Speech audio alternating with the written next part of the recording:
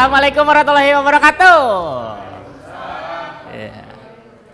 Salam sejahtera buat kita semua, buat Sobat Sopi yang lagi nonton di rumah juga. Ada yang belum kenal sama saya? Pasti ya, pertanyaan yang bodoh. Ya, tidak apa-apa, bukan salah Anda tidak kenal saya, salah karir saya tidak menjangkau Anda, jadi santai aja gitu. Hari ini gue mau ngomongin tentang apa yang gue lakuin di tahun ini dan juga apa harapan gue di tahun depan ya. Menurut gue tahun ini luar biasa banget. Gara-gara corona gue jadi tahu ternyata ada juga produk Cina yang tahan lama. Gokil loh ini. Tapi mudah-mudahan kita semua selalu diberikan kesehatan. Bukan cuma sehat fisik tapi juga sehat finansial gitu. Karena banyak teman-teman gue gara-gara pandemi ini kehilangan pekerjaan. Kalau gue sih ya berkurang dikit lah gitu. Kalau awal tahun tuh bukannya sombong, jadwal gue lumayan padat ya. Januari, Februari tuh seminggu bisa 3 kali bolak-balik TV. Nagih duit. Nggak dibayar-bayar emang. Dikira gue nggak butuh kali ya. Tapi teman-teman gue di awal-awal pandemi tuh banyak yang kehilangan pekerjaan. Gue sampai nyari tahu ternyata di awal-awal pandemi tuh yang masih kebanjiran job cuman beberapa kalangan doang. Paling cuman tenaga medis, tenaga kesehatan, munkar nakir, udah gitu. Sisanya mah di rumah gitu, nganggur gitu. Yang paling sibuk ya menurut gua munkar nakir gitu. Kalau tenaga medis, tenaga kesehatan tuh kerja masih ada yang gantiin kan. Kerja pagi, malam istirahat. Munkar nakir enggak, munkar kerja, nakir kerja. Siapa yang gantiin? Anak PKL nggak ada, anak koas nggak ada. Gue yakin mereka sekarang lagi sibuk tuh, nanya-nanya, pakai APD, gerah-gerah tuh di dalam ya. Dan gara-gara banyak juga yang berguguran karena COVID, gue rasa pertanyaan di alam kubur juga sekarang makin panjang ya. Kita bukan cuma ditanya siapa Tuhanmu, siapa nabimu, mungkin kita juga bakal ditanya 2 minggu yang lalu pernah keluar kota nggak? Karena gue yakin yang di sana juga takut kalau corona tembus akhirat. Bahaya loh, surga neraka bisa lockdown. Yang kasihan orang-orang di surga, mau ngerokok nggak bisa dia. Nggak ada api, pabriknya tutup. Tapi ya gara-gara pandemi akhirnya kita bisa merasakan kebiasaan-kebiasaan baru gitu. Yang gue rasain ya selama kurang lebih 8-9 bulan ini, gue jadi gampang stres sekarang. Lihat berita, lihat info terbaru gitu, buka-buka sosial media, gampang banget stres. Apalagi kalau lihat postingan temen lagi pada ngumpul, nggak jaga jarak, nggak pakai masker, tuh gue stres. Kata gue ya ampun, kok gue nggak diajak ya? Pada lupa apa gue stres, gue di rumah mulu nggak ngapa-ngapain. Belakangan ini juga udah mulai banyak job-job stand up, tentunya dengan kebiasaan baru juga gitu. Jobnya kalau nggak virtual, via Zoom, ya gini, ngibur kameramen. Entah sudah berapa puluh kameramen yang hidupnya bahagia karena saya. Sekarang tuh banyaknya tawaran stand up virtual gitu, stand up dari rumah. Itu juga kadang bikin gue bersyukur ya adanya pandemi. Jadi gue bisa kerja tuh ya dari rumah aja. Nggak perlu kemana-mana, nggak perlu rapi-rapi, nggak perlu wangi-wangi. Jadi enak gitu, duit ngumpul, parfum awet ya. Dan gue ngerasa beruntung karena gue salah satu stand up comedian yang bisa atau mampu gitu tampil virtual gitu. Sementara banyak teman-teman stand up comedian lain yang sampai saat ini belum mau nerima tawaran stand up virtual. Alasannya karena mereka masih ragu tampil nggak ada penontonnya. Sementara kalau gue sih nggak apa-apa lah tampil nggak ada penontonnya. Yang penting kan ada bayarannya.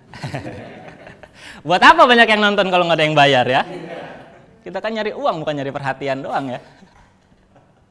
Jadi banyak itu tawaran stand up dan makin kesini makin susah loh challenge-nya. Dikira stand up virtual itu nggak susah kali. Kemarin gue ditawarin stand up for ghost. Stand up buat setan. Buat apa? Buat setan. Nggak gue ambil ya karena yang pertama menurut gue setan nggak butuh dihibur. Kuntilanak udah bisa ketawa tanpa ada yang ngejokes. Dan yang kedua tuh gue karena nggak nerima itu ya alasannya karena takut gitu. Bukan gue takut nggak lucu, takut nggak dibayar. Kalau stand up buat orang kan nggak dibayar bisa lapor polisi ya. Polisi nggak mungkin bisa nangkep setan. Kecuali setannya nerobos ganjil genap, bisa tuh. Jago polisi nangkep gituan mah ya. Jangankan sedan ngebut berhentiin sama dia. Banyak kebiasaan baru yang gue alami gitu di tahun ini. Gue baca-baca berita juga banyak orang-orang yang udah menikah dan bercerai di tahun ini gitu. Angka perceraian tahun ini meningkat banget. Beruntung hubungan gue sama istri gue masih baik-baik aja. Karena kebetulan tiap ke pengadilan agama nggak pernah dapat parkir terus, jadi masih relatif aman lah gitu. Cuma buat orang yang udah menikah, pandemi ini sumber masalah. Karena kita dipaksa di rumah mulu gitu, ketemu mulu, masalah yang tadinya nggak ada juga jadi ada. Menurut gue ya yang udah nikah nih, hidup jadi makin ribet loh. Tanggung jawab kesehatan kan bukan cuma buat gue sendiri, tapi buat istri gue di rumah. Yang tadinya gue kalau di rumah tuh mandi paling sehari cuma 2 kali. Mandi pagi, mandi sore, udah. Sekarang gara-gara di luar banyak virus, gue tiap di rumah tuh mandi bisa sehari 5 kali. Mandi pagi, mandi sore, mandi wajib. Ngapain lagi hiburannya nggak ada ya. Jadi mandi mulu gitu, kena air mulu. Corona kagak, rematik iya. Gue sehari tuh kalau lagi pergi-pergi tuh bisa sampai 5 kali gitu mandi. Itu saking seringnya ya, pasta gigi di rumah yang tadinya merek Close Up. Saking seringnya ditemuin, sekarang udah close friend. Udah akrab banget gitu, udah sohib. Masalah kecil aja sekarang bisa jadi bahan pertengkaran. Istri gue pernah marah sama gue cuman gara-gara gue naruh anduk basah di kasur. Ngomelnya tuh berjam-jam. Dia ngomel, gue dengerin, dia ngomel, gue dengerin. Sampai gue kesel, kata gue, diem. Anduknya udah kering. Awas, aku mau mandi. Kok mandi lagi? Ya, omongan kamu bikin gerah. Itu baru anduk, piring kotor jadi masalah. Istri gue tuh maunya tiap abis makan, langsung cuci piring, biar nggak numpuk di sink. Sementara gue maunya abis makan, ya jangan langsung kerja. Nyantai dulu, kayak ngopi dulu, kayak liburan dulu, kayak gitu. Kalau dia nggak mau gitu, nggak mau ada yang numpuk-numpuk. Kalau nggak marah-marah gitu. Gue pernah ya sekali waktu karena gue udah bosan banget dengerin dia marah gara-gara piring kotor. Pernah seharian nggak ada satu piring kotor pun di sink. Malam-malam dia bilang sama gue, makasih ya udah dicuciin. Nggak gue jawab. Gue lemes seharian nggak makan. Semua bisa jadi masalah gitu. Kecoa. Dia yang bunuh, gue yang nyapu. Dia mah enak aja sore-sore sebelum maghrib gitu nyemprot gitu. Abis Isya banyak mayat, gue yang disuruh bersihin. Ini untung ngebunuh kecoa nggak ada hukum pidananya. Kalau ada kan gue terlibat. Nggak asik aja ditangkap polisi cuman gara-gara nyapu. Ditanya alasan kamu nyapu apa? Ya kebersihan sebagian daripada iman pak. Oh gitu, masuk penjara. Ketemu sama orang gede-gede tatoan ditanya ngapa lu? Nyapu bang. Nyapu.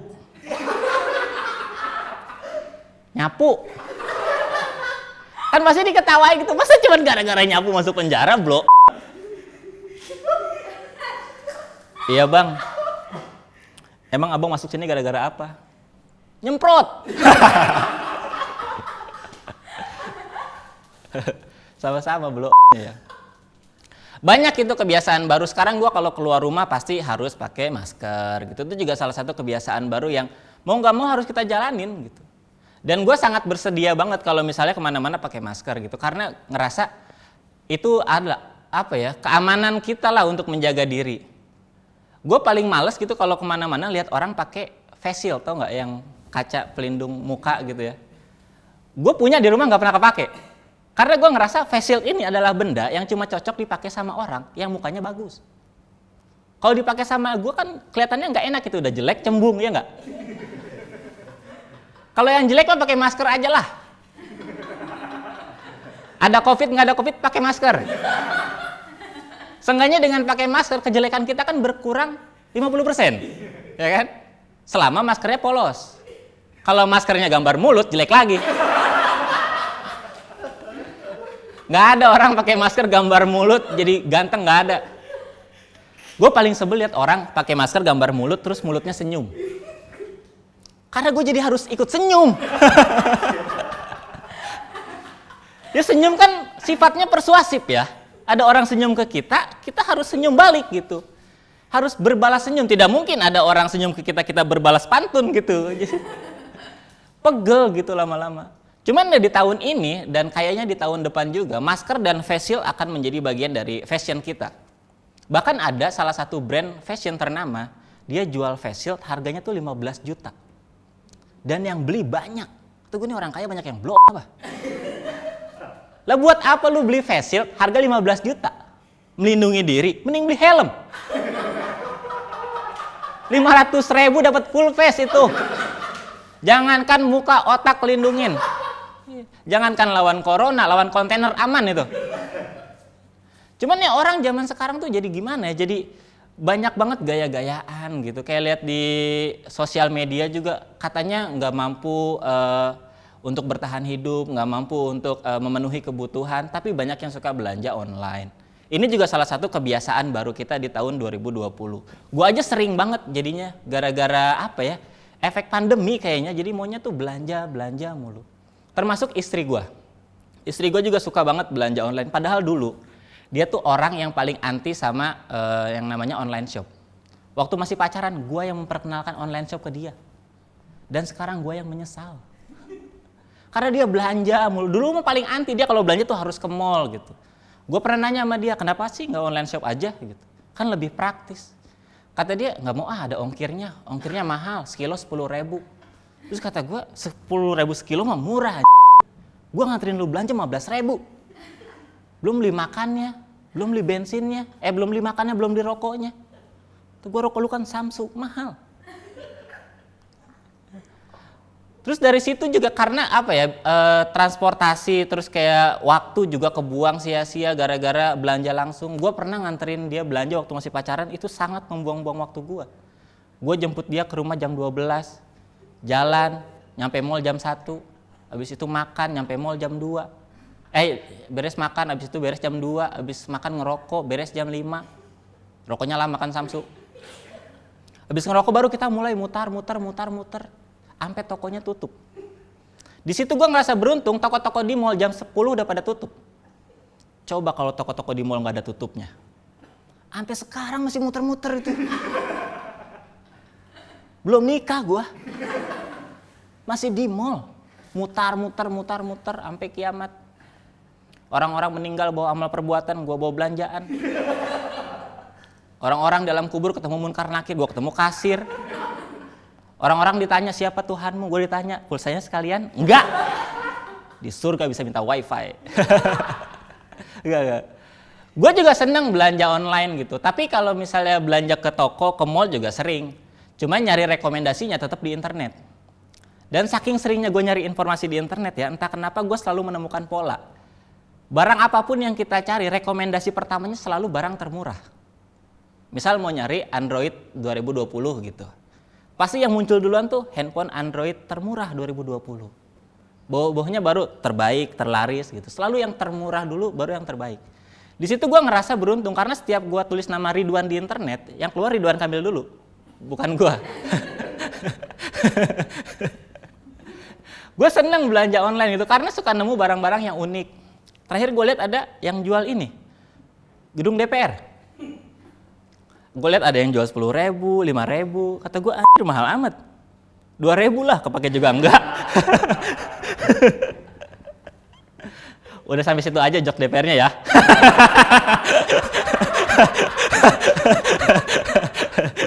Jangan lama-lama kalau ngomongin yang itu ya. Mending ngomongin setan tadi ya, lebih aman. Itu juga harapan gue di tahun 2021. Gue berharap tuh kebebasan bercanda tuh lebih longgar lah gitu. Karena gue ngerasa tahun ini dan tahun-tahun sebelumnya, bercanda tuh jadi hal yang sangat menakutkan. Salah bercanda bisa dipenjara gitu. Gue sebagai komedian ngerasa nggak setuju sama ini. Buat gue orang yang bercandanya kelewatan tuh nggak harus dipenjara. Yang harus dipenjara itu kalau ada orang bercanda nggak lucu. Itu harus penjara biar tongkrongan tuh asik ya gak? Biar kalau kita lagi nongkrong ada temen datang terus kita nanya dari mana, dari tadi, ciduk. Masuk sel, sama yang nyemprot tadi, sama-sama blok. Terima kasih, saya Ridwan Revin. Sampai jumpa.